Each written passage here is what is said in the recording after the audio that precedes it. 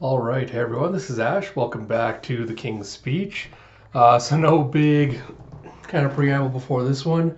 I just finished recording my IQ reaction review for the week, so we're going to dive into my last reaction review of the week, which is the brilliant new series Spy X Family.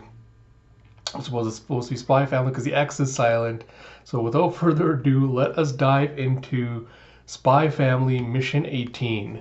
So we see a plane touching down on the runway, and we hear, moving on to international news, a delegation from Westhouse, led by Foreign Minister Brandt, landed at Berlin Airport yesterday afternoon. The ministerial level summit between East and West begins tonight and is expected. Excuse me. And you see a clack thump as you see some people loading up some boxes into a van. And you see, a bunch of German Shepherds in cages. Okay, so I assume that's what they're loading in. So you see the pet shop guys from before loading a bunch of German Shepherds into the van. And they have, okay, everything's ready. Let's get started. And you see Anya being, walking between Lloyd and Yor, just singing, "Doggy woogie bow wow, doggy woogie bow wow wow." Just adorable. And she looks at Lloyd and she goes, "Do doggies eat peanuts? I want to give it some." And Lloyd's like, "I don't think that's a very good idea." And Anya's all just saddened, but she's like, "Aw." And Yor's trying to cheer her up and goes, "Let's give the doggy food that it likes." So Lloyd's thinking to himself, the destination for today's family outing, the objective of today's phase of Operation Strix, the pet shop. He's like, here we are. And you see the sign saying Kimono Park, these little paw print designs, these two cute little puppies playing. And it goes, Anya has requested a dog's reward for achieving her first Stella Star. So you see a ding ding as they open the door, and Anya's still singing, "Gonna get a doggy, bow wow wow." And Lloyd's thinking, it's imperative that we keep her motivated to earn the 8 Stellas necessary to join the Honor Society. And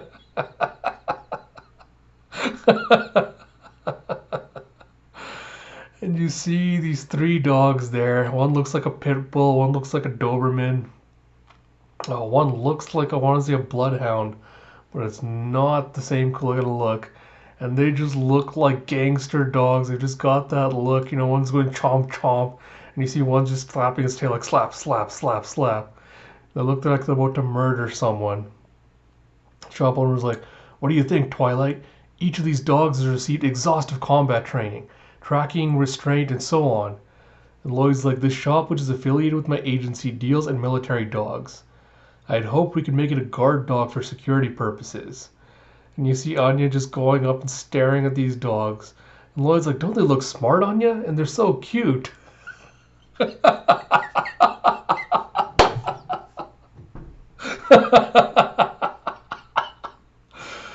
Oh, man.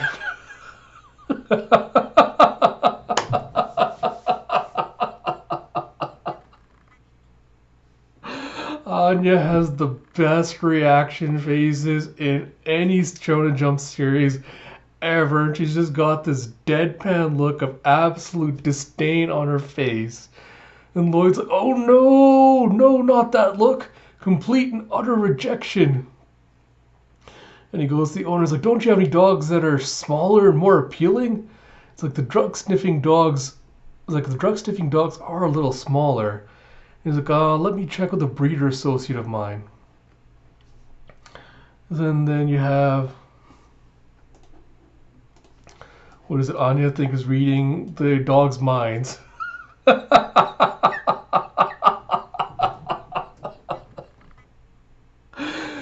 dogs are just doing muscle poses like, ugh, ugh. And they're like, "Me strong, me got big muscles."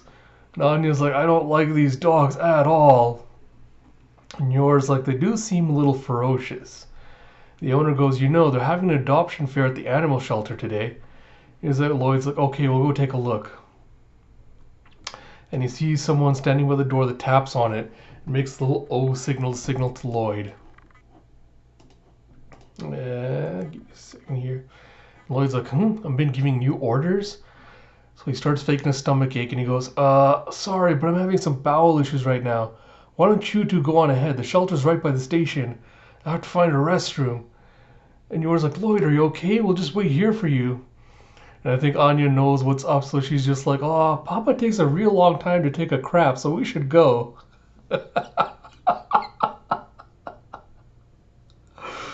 And Yor's like, oh, I see. I guess that's fine then.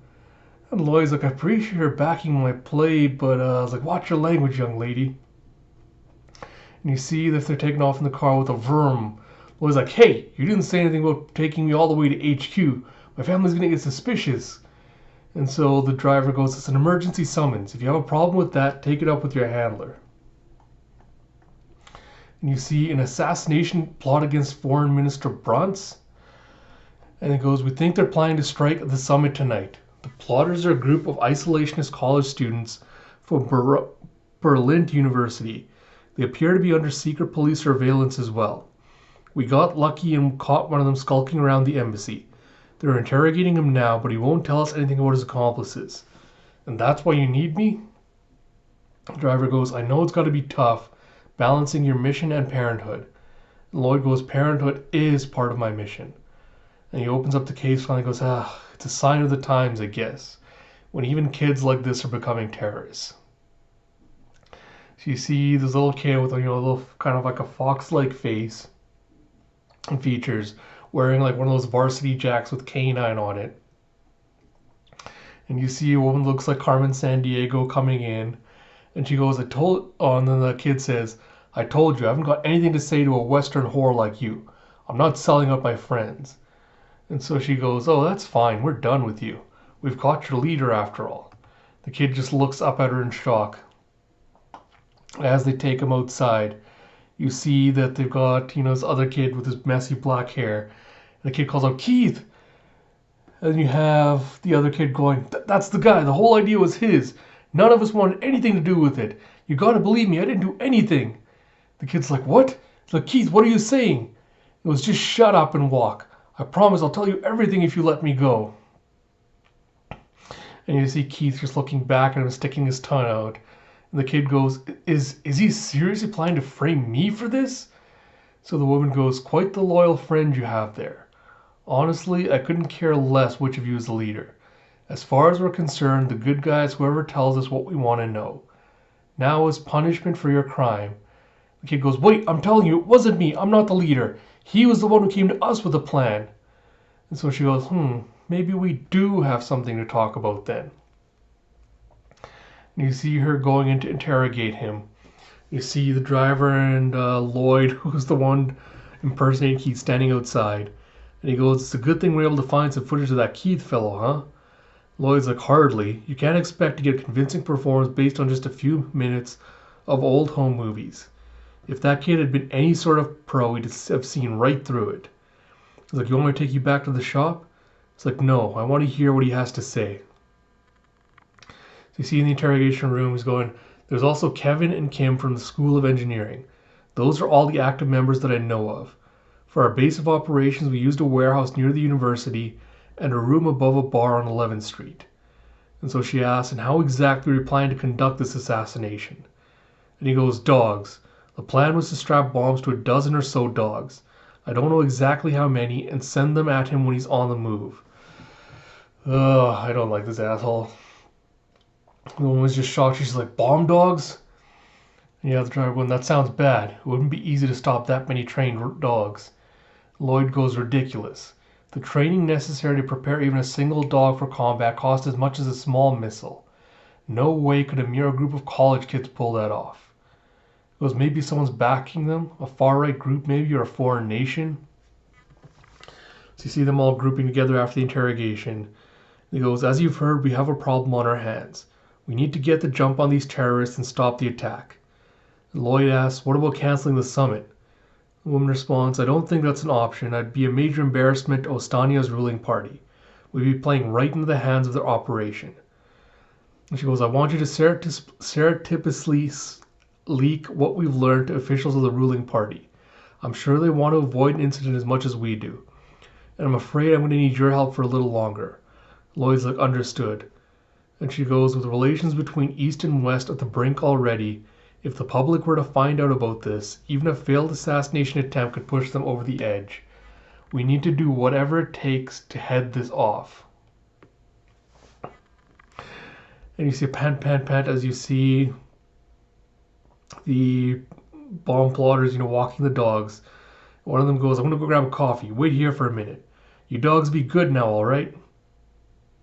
And you see, these are some pretty smart doggos. Like, yeah, a bit long in the tooth, though. And you see that one of them's a German Shepherd, and one of them's the little big fluffy one we saw yesterday that has the last chapter, I should say, with the completely white fur and the little black paws. So as he's sitting there, his ears twitch, and he sees a little kid running nearby going, wee-hee, and his parents are going, don't run or you'll fall. So the dog dashes off, breaking away from the owner. He's like, hey, no! And he chomps on the back of the kid's jacket and pulls him back with a bois. He's like, hey, get away from him. He's like, whose dog is that? I was like, whoa, he's gonna eat me. And you see a minute later, what I assume is a piece of the roof building just comes slamming down onto the ground where the kid just was. And they're like, whoa, a board just fell off of that building. It almost hit a kid. It scared me to death. And the kid's like, did you just save me? Thank you. And the dog's like, woof.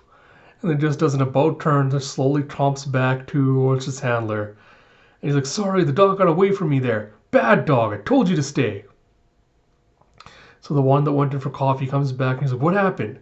He's like, this one suddenly ran off. He's like, are these dogs really going to be up for this?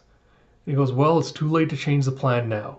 We rehearsed and got the site all staked out. In fact, we better head back. You know what a pain Keith can be when he's pissed off. And you see the animal shelter at the train area. You see Yor and Anya finally made it in. And you see just a bunch of people milling around, a lot of dogs everywhere. And you have them going, this is the adoption fair? It's huge!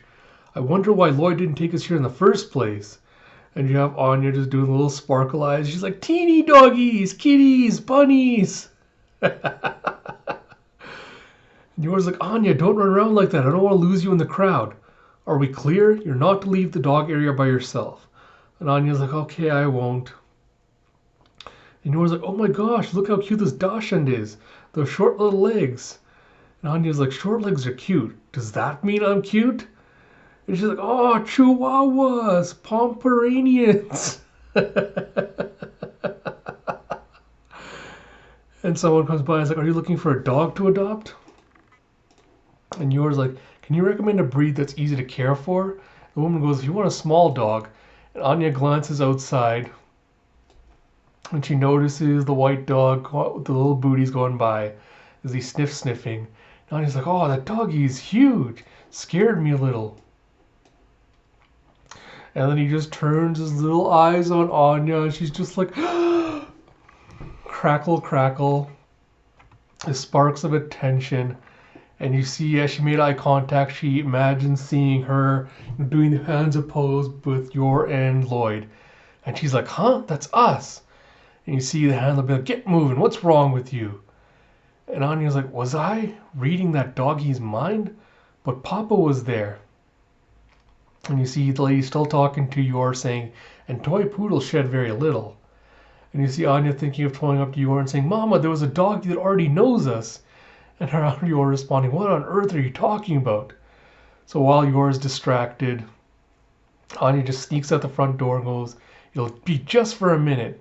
And she goes to the building across the street where the handlers took the dogs in. And she's like, some kind of business? Where did the doggy go? And you see her, going into a room where she sees the dog tied up. And she's like, doggy! He's like, who are you? The dog just whines a little bit. And Anya hears voices going, we don't want to draw attention to ourselves. He's like, it'll be fine. With this adoption fair thing, there'll be lots of people out with dogs. Today is the day. If this plan succeeds, it'll put an end to the collusion between East and West. Minister Bronce's death will be the catalyst of the war that restores Ostania to its former glory. And send those arrogant Western pigs to their knees. To their knees! Nanya's like, but bad guys? Is this a bad guy house? And as she's turning to ride over to leave, she runs into someone. She runs into this menacing-looking muscle man. And he opens the door and goes, "What are you guys thinking? This kid overheard every word you said." And you have all the conspirators going, "Seriously, what's the kid even doing here?" It's like, "Oh, geez, what did we do?" And as Anya tries to run away, I have the muscle guy just grabbing her by a coat and goes, "Oh, no, you don't." And so you see Keith pulls out a little switchblade and goes, "We do the only thing we can do. We take care of it." Oh, and you see you're looking at me like, "Huh, Anya, where are you?" As Lloyd is making his way slowly through the crowd. Next chapter hits December 29th. Alright. Having the next member of this ensemble cast be a dog that can potentially see the future, it's just... It is the absolute best move, and it opens up so many interesting possibilities with, where the story can go from here, and all the shenanigans they can get up to with a girl that can read minds and a dog that can see the future. I'm just super excited to see where this goes, because that dog's going to be the new family pet, and I will be super, super sad if anything happens to that dog, because I already love him more than anything else, and I want him to join the family. Apart from that, I don't have much else to say about this chapter except that Anya's reaction faces are consistently the best thing about this series. Like, they're just so gloriously perfect. I cannot even begin to describe how much I love them. Spy X Family is one of the best series in Shonen Jump right now, and I did not honestly think it was going to be, but I'm super enjoying it. I hope you all enjoy it as much as I do. But yeah, that's all I have to say. Brilliant series. Please do read it if you haven't already. And yeah, if you like my videos, please do like, comment, subscribe, all that good stuff. This weekend I put out, I got back to my Battle Angel Alita read through. So hopefully that'll be something I catch up on in the upcoming weeks. And my Haikyuu reaction is uploading right now. So hopefully that should be out tonight as well, along with Spy Family. And until next time, this is Ash. Talk to you later.